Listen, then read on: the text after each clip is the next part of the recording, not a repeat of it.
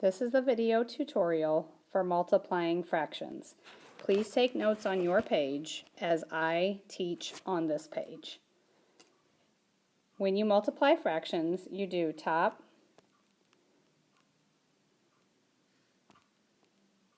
times top and bottom times bottom.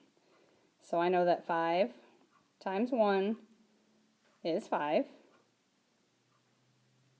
And I know that 6 times 9 is 54.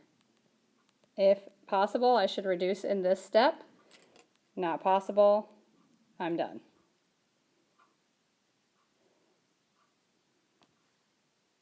Now if I can cross cancel, I should cross cancel, and in this problem we can.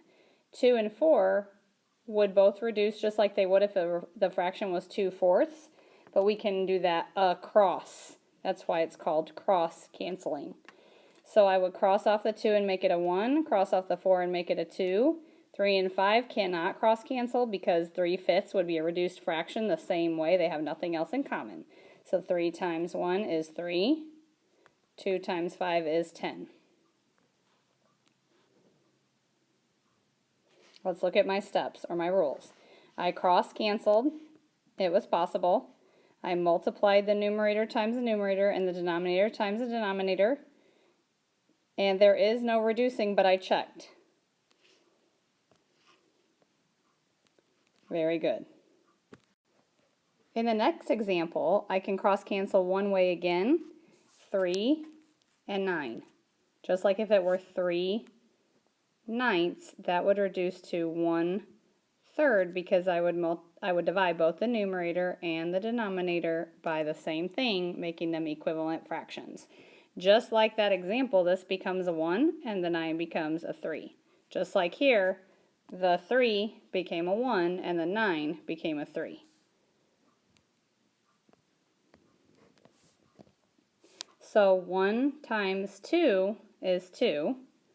7 times 3 is 21. I cross canceled, I multiplied, I cannot reduce. I'm done. Please make sure you're taking notes on your paper as I am taking notes on this page. Now let's move down the page and do a different one.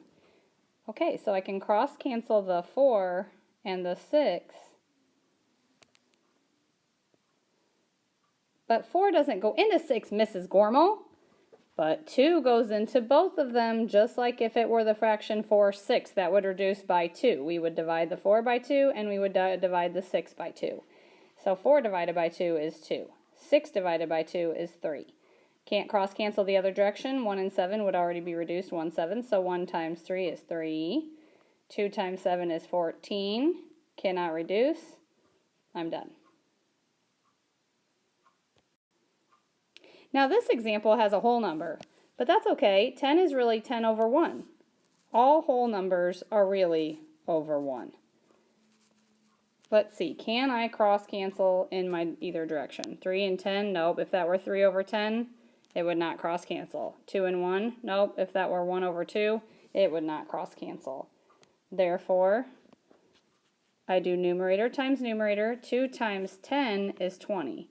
I do denominator times denominator. 3 times 1 is 3. Uh-oh! My answer cannot be improper. So I have to do numerator divided by denominator because a fraction bar means divide. Numerator divided by denominator. And I know 3 goes into 20 6 whole times. That's 6 wholes. But I'm going to have something left over. Remainder of 2. It goes around the clock over the 3. Next to the 6, 2/3. 6 and 2/3 is my answer. Let's try another one. 2/7 times 5. That's really 5 over 1. Cannot cross cancel either direction. 7 and 5 can't do anything because 5/7 would be reduced. 1 and 2 can't do anything because 1/2 would be reduced. 2 times 5 is 10. 7 times 1 is 7. I'm going to change that into a mixed number. 10 divided by 7. 7 goes into 10 one time. That's 7. I have a remainder of 3. That's 3 over 7 around the clock. So that equals 1 3/7.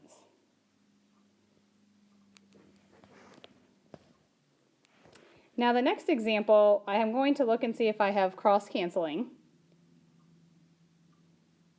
Yes, I do, because 4,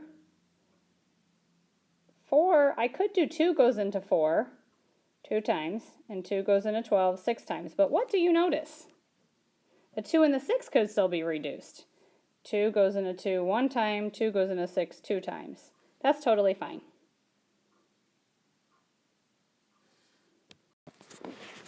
Oops, that should be 2 goes into 6 3 times. You probably caught that. Now 1 times 5 is 5.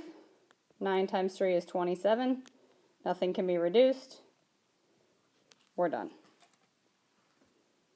Notice I used this 1 when I multiplied by the 5. Then down here it was 9 times this 3. 1 times 5 is 5. 9 times 3 is 27. The 12 is gone, the 6 is gone, the 4 is gone, the 2 is gone.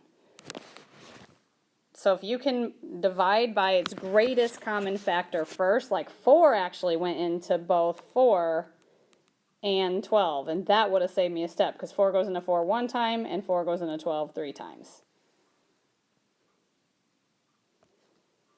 Let's try this one. Oh, we can do it both ways.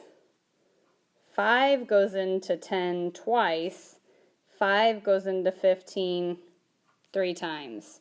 Now I could do 2 here, or if you're really thinking, what could I do? 6 goes into itself once, and 6 goes into 18 3 times. It's really hard to know that if you don't know your multiplication facts. 2 times 1 is 2. 3 times 3 is 9. It can't be reduced because we already did all the reducing. Because this cross-canceling is our reducing. So 2/9 is our answer. Let's just say you hate cross-canceling and you don't want to do cross-canceling. Well, 10 times 6 would have given us 60. 18 times 15 would be 270, even though you don't know that. That's a lot of reducing to do to get to 2/9. Their greatest common factor would be 30. So imagine how long your division ladder would be. My advice, cross-cancel. However, these do have 10 in common because of the 10 that we had here.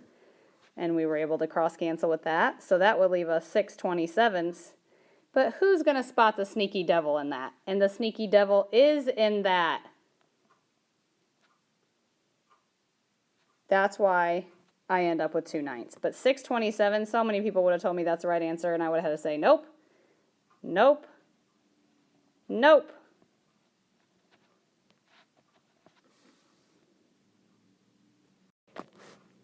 Ways to write multiply. What in the heck is Mrs. Gormel talking about? Well, you can write multiply with a times sign, with a dot. We better do examples next to this. So times sign like 2 times 5. A dot like 3 times 10. We know that a dot means multiply. The third one is the word of. Like, please find 1/2 of 100. That's 50. I know what you're thinking. I divided, I didn't multiply. Wrong. 1/2 of 100. 1 times 50 is 50. 1 times 1 is 1. And the last and final way is parentheses. Like 5 times 4 equals 20. I hope this makes sense. See a neighbor if it doesn't, but you would have to talk quietly so that you don't get in trouble. Make sure you watch the video again if you have any questions. Talk to you soon.